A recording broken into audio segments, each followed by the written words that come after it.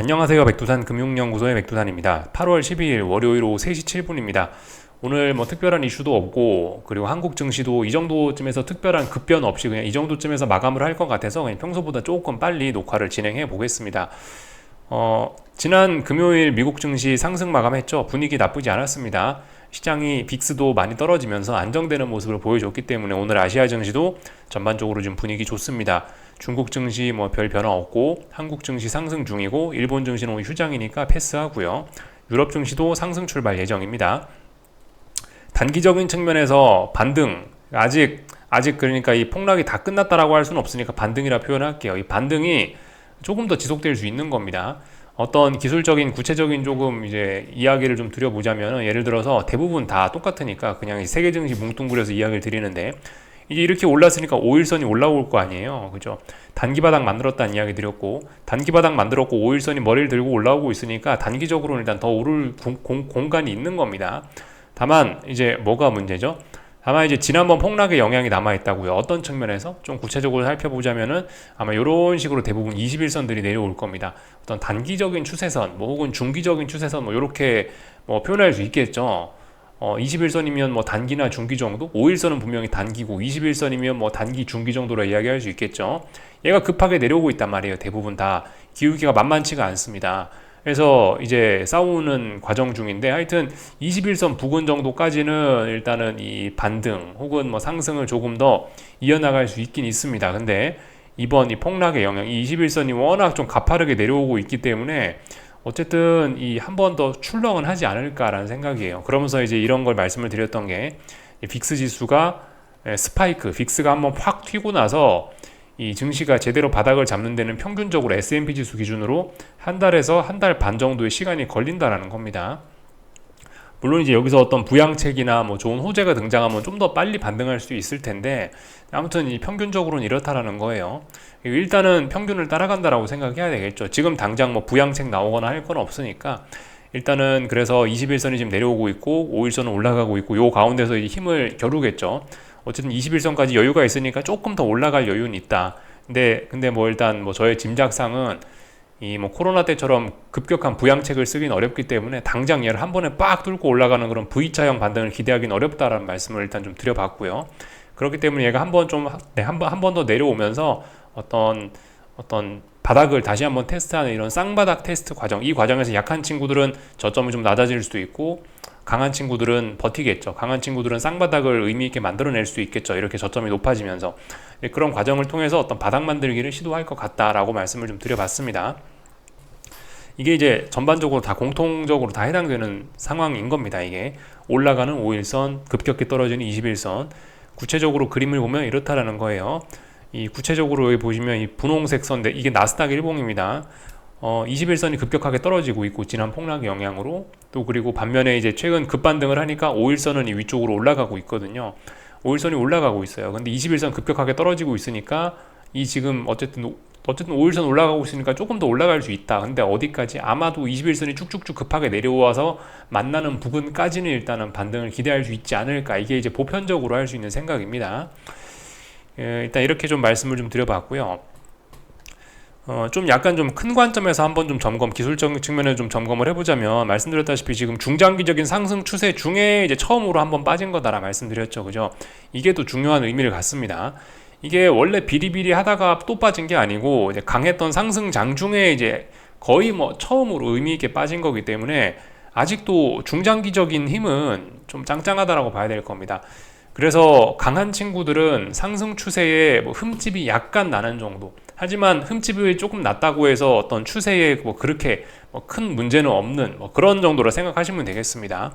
대표적으로 이것도 나스닥을 보면서 말씀드리면 좋을 것 같은데, 어떤 큰 추세라면은 뭘 보면 좋을까요? 뭐 이런 241선, 여기는 파란색 진한 선이거든요. 이런 걸 보시면 좋을 것 같습니다. 이번에 물론 이제 나스닥이 제일 강하게 빠지긴 했으나 241선을 터치만 했지 뭐 의미 있게 붕괴시키진 않았습니까? 그죠? 잘 지켜주고 있는 모습이에요. 물론 또 깰 수 있습니다. 21선이 급격히 내려오는 과정 중에서 말씀드렸다시피 약한 친구들은 전저점을 깰 수도 있다고요. 그런 과정에서 241선이 붕괴될 수 있을지 모르겠으나, 조금 붕괴가 된다 하더라도 보시다시피 아직까지 지난번 강력했던 상승 추세의 영향으로 아직도 이런 어떤 큰 상승 추세 자체는 전반적으로 일단 뭐 큰 그런 큰 타격을 받은 것은 아니다라는 겁니다. 중장기적인 상승세가 큰 타격을 받지 않았다라는 이야기는 이 당장 시장이 대폭락으로 이어지기는 일단 어렵다라는 생각으로 일단 받아들이시면 되겠습니다. 그렇게 해석하시면 되겠죠. V자형 급반등도 어렵지만 부양책 같은 게 없고 21선이 급격히 떨어지고 있으니까 V자형 급반등도 어렵겠지만, 그렇다라고 해서 지금 여기 와서 갑자기 경기 침체가 나지 않는 한은 이 대폭락, 뭐 어떤 파동론 좋아하시는 분들이 흔히 말하시는 C파, 뭐 어떤 그 하락 C파라고 하는 것들이죠. 강력한 뭐 빅스 80 가까이 올라가는 그런 폭락 모습, 그런 거를 기대하기는 일단 좀 어렵다. 당장 이런 걸 기대하기는 아직까지 시간이 남아있다. 왜냐하면은 중장기적으로 짱짱하기 때문에. 아직까지는요. 중장기적인 이런 상승세를 붕괴시키려면 얼마나 또 많은 확인 기간이 필요하겠어요. 그러니까 이런 기간이 몇 달 정도 될 수 있다고요. 이 기간, 이걸 확인하는 과정 중에 중요한 이벤트가 뭐가 있죠? 9월 FOMC 회의가 있을 거고요. 8월 말에 나스닥 8월 말에 엔비디아 실적 발표가 있을 거고요. 혹은 뭐 잘 버티면 뭐 11월 미국 대선까지도 볼 수 있을 겁니다. 아무튼 이런저런 이벤트들이 있단 말입니다. 워낙 추세가 짱짱했기 때문에 이런 이벤트들 확인까지는 최소한 버틸 수 있지 않을까라는 생각입니다.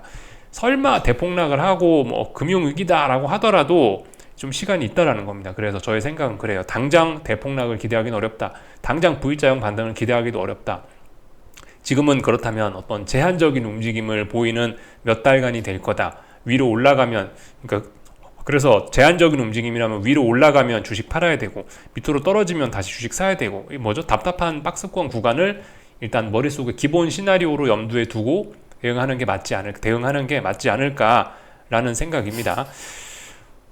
그래서 그죠? 그 241선 이런 거 보면서 좀 말씀을 드렸고요. 이게 보시다시피 워낙 많이 올랐기 때문에 이게 아직도 짱짱하다고요. 그러니까 위쪽으로 아직도 많이 기회가 있다. 상승 추세에 있기 때문에 이렇게 빠졌다 하더라도 아직도 위쪽으로 더 이렇게 조금 더 발라먹을 이 살이 좀 남아 있다라는 겁니다. 그런 점을 좀 말씀을 드렸고요. 다만 근데 이제 장기적인 전망이 분명히 밝지는 않아요. 여기서 조금 좀 V자형 반등에 가까운 모습을 보여줘야, 그래야 이제 앞으로 계속해서 상승 추세가 좀 튼튼하게 예전처럼 기대를 할 수 있거든요. 지금 상황에서 거의 V자형의 시나리오 가까이가 나와야 좀 장기적으로도 좀 계속 긍정적일 수 있는데, 근데 어쨌든 이런 폭락이 나왔다라는 거는 상승 추세가 많이 둔화될 수 있다라는 걸 의미하긴 합니다. 제 생각에는 어쨌든 그래요. 이런 폭락을 봤기 때문에 아직 뭐 완전히 시장의 하락 추세로 전환된 건 아닙니다만은, 그럼에도 불구하고 분명히 그죠? 말씀드렸죠. 여러 가지 악재들, 이런저런 이유들로 인해서 일단 그 주식의 비중 자체는 일단은 많이 낮춰놓는 게 좀 좋을 것 같다는 생각이 들었습니다. 그죠? 지금까지 주식을 좋게 봐서 많이 들고 계셨던 분들이 계셨다면은 앞으로는 어쨌든 좀 전반적으로는 주식의 비중을 좀 낮게 가지고 가는 게 좀 좋을 것 같다라는 생각이에요. 이렇게 생각을 하게 된 건 이제 주말 동안에 이제 채권 쪽을 좀 많이 좀 봐서 그런데, 채권 쪽을 보니까 지금 분위기가 좀 많이 좋아졌더라고요. 거의 뭐 채권의 시대로 가는 것 같은 그런 분위기가 되어 버렸더라고요.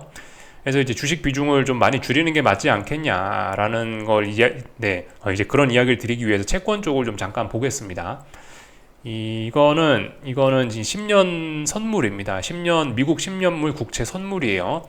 이게 이제 떨어지는 거는 금리가 올라가는 거죠. 그리고 얘가 올라가는 거는 금리가 떨어지는 겁니다. 그죠? 채권 가격과 금리는 반대로 움직이니까 지금 보여드리는 건 채권 가격입니다. 10년물 가격. 아무튼 이렇게 딱 보시면은 이 친구가 지금 10년물 선물인데 가격이 이렇게 쭉쭉쭉 올라가고 있다라는 거예요. 그러면서 이번에 고점까지 높였었죠. 그래서 지금 정배열 초기입니다. 정배열 초기. 여러분들 아시다시피 그죠? 어떤 주가 분석, 뭐 어떤 기술적 분석들 책에 보면은 정배열 초기 이런 거는 뭐죠? 주식 사야 되는 좋은 그런 어떤 시작이라고 우리가 알고 있지 않습니까? 그죠? 지금 보시다시피 어떤 최근에 연준의 금리 인상으로 인해서 급격한 금리 인상과 인플레이션으로 인해서 아래쪽으로 쭉쭉쭉쭉쭉 가던 친구들이 드디어 이제 여기서 방향성 혼조한 거를 다 거치고 나서 위쪽으로 이제 올라가겠다라고 합의를 이제 본 겁니다. 여기서 지난번에 미국의 그 실업률이 안 좋게 나왔던 게 이런 어떤 큰 추세를 만들어내는데 한 몫을 했고요. 또 그리고 이로 인해서 퍼진 어떤 뭐 미국의 경기 침체 우려 이런 것들이 여기에 좀 큰 몫을 하긴 했습니다. 하여튼 그래서 얘가 이제 채권이 확실히 정배열로 일단 들어서긴 섰습니다. 그러니까 지금 이제 채권의 시대가 열렸다라고 일단은 거의 일단 봐도 괜찮을 것 같습니다. 채권의 시대가 열렸다라고 한다면은 지금까지 이렇게 생각해 보실 수가 있겠죠, 그죠?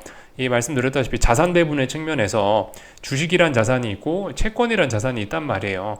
지금은 뭐 이래저래 뭐 저금 그러니까 뭐 지금은 이래저래 그 주식 쪽이 좀 굉장히 좀 매력적이었던 자산일 수 있었는데 유동성의 힘으로써 근데 이게 이제 너무 유동성의 힘으로 많이 올리다 보니까 주식이 비싸졌다라는 인식이 퍼졌다고요. 말씀드렸다시피 뭐 AI 쏠림, 뭐 고평가 논란 혹은 뭐 S&P 퍼가 뭐 19배에 달한다라는 거 이런 것들이 이제 그런 주식이 비싸다라는 거고 상대적으로 이제 채권은 한동안 너무나 이 뭐 인플레이션 우려라든가 이런 것들로 인해서 얻어 맞아 버렸기 때문에 얘는 상대적으로 좀 가치가 좀 싸다라고 느껴질 수가 이제 있게 된 거죠. 또 그리고 금리 인하까지 한다라고 하니까 앞으로 기대감도 있고 그래서 이 그레이트 로테이션 인터넷에 한번 찾아보시면 잘 나옵니다. 그레이트 로테이션이라고 그러는데 주식과 채권 간의 어떤 거대한 자금의 이동 이런 거를 표현하는 말인데 이게 시작된 것이 아닌가라는 생각이 조금 듭니다. 그거를 어떤 보여주는 그런 시세가 지난주에 이제 주식 대폭락, 채권 급등 뭐 이런 거로 나타난 것 같고요. 그래서 이게 어떤 뭐 새로운 시세의 시작일 수 있겠다라는 생각이 좀 들었습니다. 그래서 전반적으로 이제 주식 비중은 일단 좀 낮게 가져가는 게 좋을 것 같고 채권을 그래서 눌림심해수 이런 식으로 좀 접근하는 게 맞지 않을까 싶습니다. 그 채권이 지금 보시면 이게 10년 선물인데요. 5일선이 이렇게 쭉쭉쭉쭉 떨어지고 있고 합니다. 그래서 일단 당분간은 일단 뭐 당분간 말씀드렸다시피 뭐 주식도 일단 조금 더 올라올 여지가 있다라고 말씀을 좀 드리고 있죠. 5일선이 올라오고 있고 21선 급격하게 떨어지고 있다. 그래서 그 사이에서 주식시장 조금 더 오를 수 있다. 또 그리고 주식도 장기적인 상승에 아직 힘이 남아 있어서 조금은 뭐 일단 더 오르려고 할 수 있다. 이렇게 말씀을 드렸는데요. 그런 움직임과 연계해서 채권도 어쨌든 요즘 너무 급격하게 움직인 게 있기 때문에 얘가 일단 조금 더 단기적으로는 좀 더 떨어지려고 하는 것 같긴 합니다. 어디까지? 얘도 비슷합니다. 주식하고 방향만 반대로 가는 것 뿐이죠. 5일선이 이렇게 쭉쭉쭉 떨어지고 있고 21선은 올라오고 있고 떨어지는 5일선과 21선 사이에서 어딘가에서 이제 뭐 지지력을 만들지 않을까라는 생각이에요. 그래서 어쨌든 채권은 좀 중장기적으로 봤을 때 눌림심 매수 전략 하면서 조금씩 좀 중장기적으로 좀 모아갈 수 있는 지금이 딱 맞는 그런 시기가 아닌가라는 생각이 듭니다. 그래서 채권 비중을 이제 슬슬 늘려야 되는 게 아닌가 싶어요. 확실히 그 어떤 그 뭐 재무부의 대규모 채권 발행이나 이런 게 부담스럽긴 합니다. 그죠? 그런 게 분명히 있어요. 연준은 계속 미국 재무부가 계속해서 옐런이 계속해서 돈을 찍어내면서 막 채권 발행을 할 텐데 이거가 채권 가격에 좀 이렇게 좀 악영향을 미칠 수 있긴 있는데요. 근데 지금 시장은 이미 올라 버렸지 않습니까? 그죠? 채권 가격이. 그러니까 이미 어떤 대규모 채권 발행에 관한 그런 거는 어느 정도 이제 다 소화가 됐다라고 보셔야 될 것 같습니다. 이 과정에서 무지하게 고민을 한 거죠. 채권 시장 투자자들이. 뭐 재무부의 대규모 채권 발행 악재와 채권 시장의 악재죠. 또 그리고 금리나 기대감은 채권 시장의 호재입니다. 호재와 악재를 두고 요 사이에서 열심히 싸운 거예요.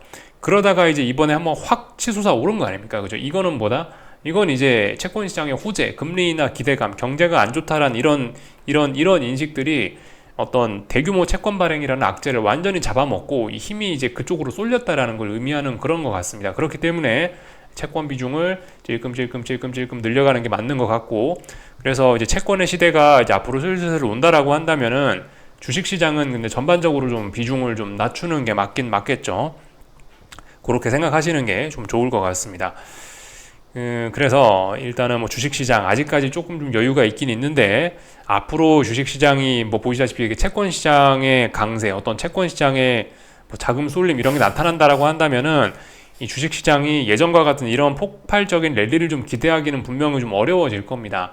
아마 그래서 뭐 주식시장이 뭐 저의 생각에는 뭐 잘 버텨준다라면은 뭐 이렇게 옆으로 벨벨벨 기는 박스권 정도 조금 고평가 논란 이런 것 때문에 AI 실적들이 안 좋고 그래서 조금 급격하게 빠지면 이런 모습 정도가 이제 좀 잘 풀리는 거. 경착륙이 오면 뭐 이런 거 없죠. 경착륙이 오면 진짜 뭐 심각하게 빠질 거고요. 어쨌든 잘 풀려도 앞으로 이 정도의 움직임을 기대할 수 있는 게 아닌가라는 생각이 조금 좀 주말 동안에 좀 들긴 들더라고요. 그래서 일단 여러분들이 한번 생각해 보셨으면 좋겠습니다. 어떻게 될지. 또 그리고 어쨌든 이제 그 채권의 시대 뭐 그런 식으로 좀 이야기를 일단 좀 풀어봤는데, 그래서 이제 앞으로 뭐 금리가 쭉쭉쭉 떨어진다라고 한다면은 이 영향으로 달러도 좀 잠재적으로 좀 약세 압력을 받긴 받을 거예요. 이래저래 약세 압력을 좀 받긴 받을 건데, 근데 이런 움직임은 달러 약세 움직임은 근데 제 생각엔 좀 제한적일 것 같습니다. 이 와중에 이제 다른 나라 경기들, 예를 들면 뭐 유로존, EU, 뭐 유로존이나 아니면 뭐 아시아나 뭐 이런 데가 뭐 아니면 뭐 중국이나 뭐 이런 데가 좀 버텨주면 달러가 뭐 괜찮을 수 있는데, 얘네들은 어떻게 될지 모르죠. 얘네들이 어떻게 될지 모릅니다. 지금 유럽의 상황이 지금 미국이 뭐 비틀비틀한다 해도 미국이 제일 좋은 상황이라서 달러 약세가 계속해서 진행되기도 좀 어려운 그런 상황이지 않을까 싶습니다. 다만 근데 그죠? 일단 앞으로 채권의 시대다. 금리가 일단 쭉쭉쭉쭉 떨어지는 게 좀 어떤 뭐 중장기적으로 앞으로 뭐 금리가 좀 떨어질 수 있다라고 생각을 한다라면은 이 달러는 확실히 좀 그죠? 약세 압력을 조금 더 많이 받을 겁니다. 근데 그 큰 재미를 보기엔 좀 어려울 수 있다. 왜냐하면 다른 친구들도 같이 어려울 수 있기 때문에, 다른 친구들이 좋으면서 미국이 안 좋아야 달러가 그죠? 그래야 뭐 달러가 어떻게 될 거 아닙니까? 근데 얘네 다 안 좋으면서 금리까지 떨어진다면 달러 이건 어떻게 될지 좀 이거 약간 좀 아리까리하게 되는 거죠, 그죠? 어쨌든 달러는 살살살살 하락 압력을 받긴 받겠지만은 이런 점들은 또 주식시장에 또 긍정적일 수 있긴 있겠는데, 어쨌든간 아무튼 뭐 환율 시장은 계속해서 좀 답답하지 않을까 싶습니다. 그래서 일단 전반적인 내용들 좀 다 말씀드려본 것 같아요. 그래서 이제 오늘 있었던 일들 좀 구체적으로 뭐 차트 내용들 그냥 가볍게 좀 점검만 하고 마치겠습니다. 뭐 특별히 더 드릴 이야기는 사실 없습니다. 왜냐하면 좀 전에 이제 지금 세계 증시가 다 똑같이 차트 모양들이 다 똑같고 중국 빼면은 다 지금 제가 설명드렸던 이 범위 내에서 움직이고 있기 때문에 다 똑같아서 그냥 가볍게 좀 점검만 하고 넘어가겠습니다. 오늘은 그냥 한국 증시 좀 먼저 보자면요. 어차피 뭐 사실상 마감됐으니까 이게 마감이라고 가정하고, 코스피 선물입니다. 말씀드렸다시피 똑같아요. 그죠? 그 5일선이 급격하게 올라오고 있고 21선은 급격하게 떨어지고 있고, 어느 정도 조금 더 올라갈 수 있습니다. 근데 어디까지? 아마 21선 부근이 한계이지 않을까 싶습니다. 근데 21선이 372 부근에 있다. 그럼 355에서 372까지 오를 수 있다가 아니고, 매일매일 눈을 뜨면 21선은 급격하게 떨어질 겁니다. 그죠? 그래서 지금 당연히 372보다 훨씬 낮은 값 부근에서 21선을 마주치게 될 겁니다. 조금 더 오를 수는 있어요. 근데 어쨌든 코스피가 지금 좀 심각한 점은 이런 겁니다. 아직도 월요일 대폭락을 아직도 이걸 극복을 못 하고 있습니다. 이런 점은 좀 굉장히 좀 아쉬운 점입니다. 그리고 이게 보시다시피 그 어떤 241선 같은 거를 이렇게 톡 터치하고 강하게 그래도 반등을 주는 나스닥의 모습과 다르게, 이건 나스닥인데요. 우리 코스피는 보시다시피 241선이 지금 이제 저기 두꺼운 선인데요. 이걸 와장창창 붕괴시키고, 얘가 와장창창 붕괴되면서 지금 보시다시피 초록색 선이 어떤 중기적인 선이라 할 수 있게 61선 이런 것까지 지금 이제 고개가 이제 숙여지고 있단 말이죠. 그리고 제가 봤을 땐 그리고 이 고개가 좀 급속하게 좀 쏟아질 가능성이 좀 있거든요. 그래서 코스피는, 미국 증시는 짱짱할 수 있어요. 그죠? 미국 증시는 앞으로 한동안 시간이 남고 짱짱할 수 있는데, 한국 증시는 이게 회복력이 미국 증시보다 좀 많이 안 좋을 수 있을 거를 감안을 해야 되겠습니다. 그래서 좀 계속해서 좀 하방 압력을 좀 많이 받을 예정일 것 같아요. 다만 이제 이것도 애매해지는 거죠. 그죠? 그러니까 이 한국같이 약한 자산들, 참고로 그 코스닥도 마찬가지입니다. 코스닥도 지금 보시다시피 중요한 이평선들이 다 꺾여 내려오고 있고, 코스피보다 오히려 더 강하게 지금 이제 완전 역배열로 가려고 하는 모습이긴 해요. 사실 여기서 이제 미국 증시가 잘 버텨주고 경착륙이 없으면은 사실 저런 것들은 오히려 호재가 될 수도 있습니다.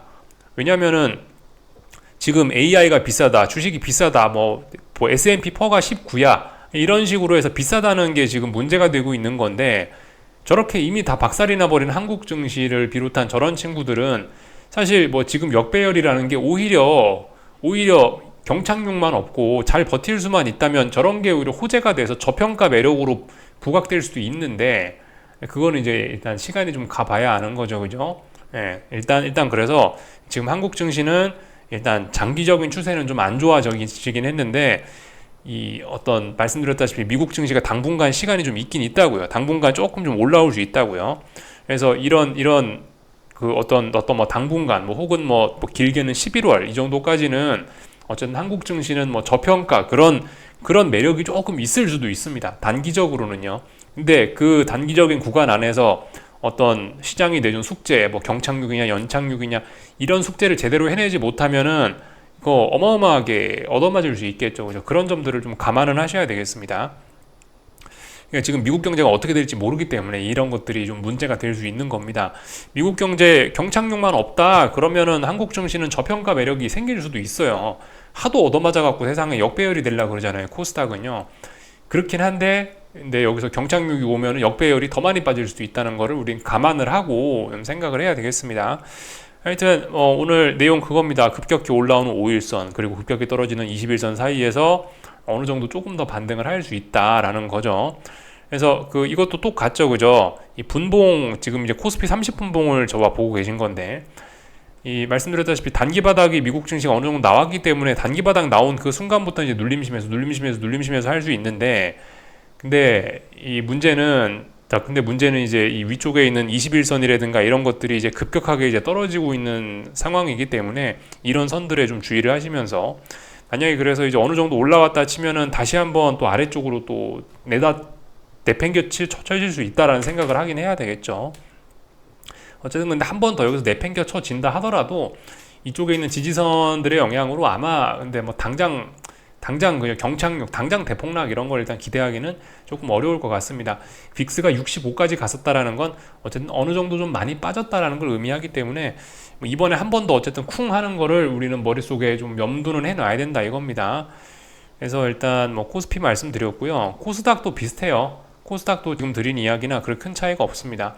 얘도 올라오는 5일선과 떨어지고 있는 21선 사이에서 열심히 반등하고 있는 겁니다. 21선이 굉장히 부담으로 느껴질 수 있어요. 여기서 까딱 잘못하면은 얘도 분명히 한 번쯤 아래쪽으로 쿵 하고 내려올 수 있습니다. 이런 거를 이제 마음의 준비는 하긴 해야 된다라는 거죠. 일단 당분간 답답한 구간으로 생각을 하시고, 그죠? 위로 올라오면 주식 팔고, 밑으로 내려오면 주식 사고, 이런 식으로 일단 당분간, 그죠? 당분간 이렇게 좀 생각을 하시는 게 좋지 않을까 싶습니다. 근데 지금은 일단 올라오고 있으니까 지금은 조금씩 어떤 주식 비중을 줄여 나가거나 이제 뭐 그렇게 하는 게, 아니면은 아니면 좀 공격적인 분들은 어떤 뭐 하방 매집 같은 걸 생각은 할 수 있는 그런 가격대이긴 하죠. 그죠? 다 뭐 말씀드린 것 같습니다. 다른 거 특별히 뭐 볼 건 없는 것 같고요. 다 봤고.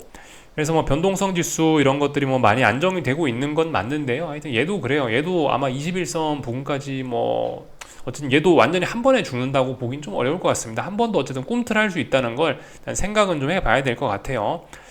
일단 아직까지는 V자형 반등이 어떤 기본 시나리오는 일단 아니다. 이렇게 일단 볼 수가 있겠습니다. 말씀드렸다시피 그죠? 자꾸 미국 금리가 떨어지고 어쩌고 하니까 이 확실히 원화 강세 압력이 조금씩 있어요. 그래서 일단 당분간 뭐 1,400원 이런 거 일단 구경하기는 일단 좀 어려워 보입니다. 그죠? 이번에 저항 잘 확인했잖아요. 일단 하락 압력, 원화 강세 압력을 봤는데 그것도 또 제한적일 것이다. 결과적으로 아래 위로 계속해서 환율은 답답할 것이다 생각이 듭니다. 그래서 다 본 것 같습니다. 나머지는 뭐 특별한 거 없고요. 당연히 뭐 코스피 오르니까 삼성전자, 하이닉스 오를 거고요. 2차전지 친구들이 좀 오르고 있는데 하여튼 좀 불안해 보이긴 합니다. 하여튼 뭐 다 말씀드린 것 같고요. 중국 증시 정도 뭐 가볍게 오늘 체크하자면은 중국 증시가 뭐 계속해서 하여튼 힘을 잘 못 쓰고는 있습니다. 아무튼 얘도 그거라고요. 오랫동안 빠졌기 때문에 잘 풀리면, 좀 전에 한국 증시에서 말씀드렸죠, 그죠? 잘 풀리면은 이제 저가 메리트. 지금 뭐 중국 증시가 퍼가 뭐 10배, 뭐 9배 이거밖에 안 된다라고 합니다. 하도 많이 빠져가지고. 근데 S&P는 뭐라고요? 19배. 그럼 사실 이제 연착륙 연착륙으로 잘 풀려주기만 한다면은 중국 증시 어떤 저런 역배열 주식들이 다 좋아질 수 있습니다. 근데 어쨌든 아직 그건 모르는 상황입니다. 어쨌든 아직도 중국 증시도 하락이 극복된 건 아닙니다. 근데 어쨌든 아직까지는 조금 좀 중국 증시도 좀 좋게 볼 수 있는 여력이 조금 좋게 볼 수 있는 그런 시간적 여유가 있긴 있는 거죠. 그죠? 어쨌든 근데 지금 당장은 일단 힘이 분명히 없습니다.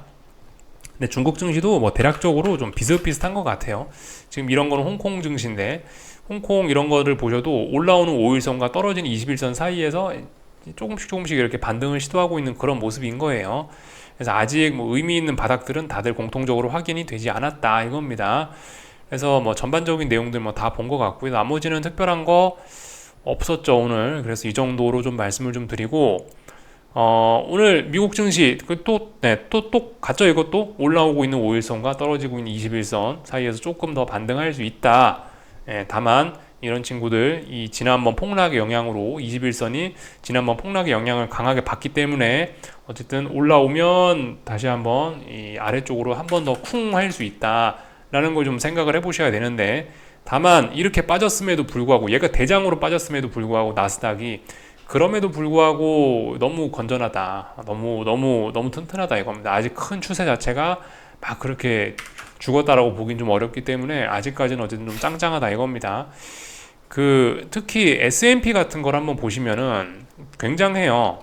S&P 같은 거 보시면 이번 조정에서 저기 밑에 있는 이게 여기쯤이 241선이거든요. 이거 근처에도 안 왔어요. 고작 121선을 한번 깼다가 다시 올라오는 선입니다. 굉장히 강합니다. 그러니까 아직도 그러니까 미국 주식은 너무나 좋은 그런 상황입니다. 또 미국 주식이 강하게 올라오면 또 소외됐던 친구들은 또 계속 또 소외되는 또 그런 일들도 또 일어날 수 있겠죠. 그죠? 참 지금 시장 상황이 하여튼 참 그렇습니다. 불확실성이 참 많은 상황인데 아무튼 제가 이번 영상에서 좀 말씀드리고 싶은 거는 채권 쪽으로 좀 돈이 좀 쏠리는 것 같다. 이제는 이 채권의 방향성에 관련해서 좀 한동안 좀 고민을 좀 하긴 했었는데 더 이상 이제 금리가 위쪽으로 튀어갈 만한 그런 압력은 이제 특별히 좀 없을 것 같다라는 생각입니다. 이제 어느 정도 채권 시장 참가자들이 이제 방향성을 다 고민을 끝낸 시점으로 보입니다. 지금까지는 그냥 입 다물고 좀 가만히 좀 있고 단타나하고 좀 이러려 그랬는데 이제는 어쨌든 채권 시장 참가자들이 이제 방향성은 이제 다 정해 놓은 것 같고 우리는 이제 고민 없이 어떤 채권을 조금씩 이제 어떤 이벤트가 있다면 사 모을 수 있는 그런 게 지금이 아닌가라는 생각이 들어요. 특히 이번 주에 물가 지표들 화요일, 수요일 날 발표되거든요. 그런 것들이 발표가 되니까 그런 거를 통해서 금리가 올라간다. 그리고 채권이 한번 폭락한다. 그러면은 그런 때 조금씩 이제 채권을 모아가는 게 중장기적으로 괜찮은 전략이 될 수 있지 않을까라는 생각이 좀 들더라고요. 그래서 일단 그와 관련해서 채권을 모아가야 된다라고 하면 주식시장은 상대적으로 매력이 많이 떨어질 수 있다 이겁니다. 그렇게 좀 생각을 해보시면 좋을 것 같습니다. 그 와중에 이제 그죠? 연착륙으로 어떻게 무사히 시장이 잘 풀려 나가면은 소외된 주식들이 저평가 매력이라고 하면서 상승을 강하게 해줄 수 있는 거고 경착륙 오면 그냥 다 같이 끝장인 거고 그렇게 되는 거죠. 그죠? 불확실성이 많습니다. 하여튼 지금 그런 구간에 와 있습니다. 여기까지 하겠습니다. 궁금한 거 리플 남겨주시고요. 내일 아침에 뵙도록 하겠습니다.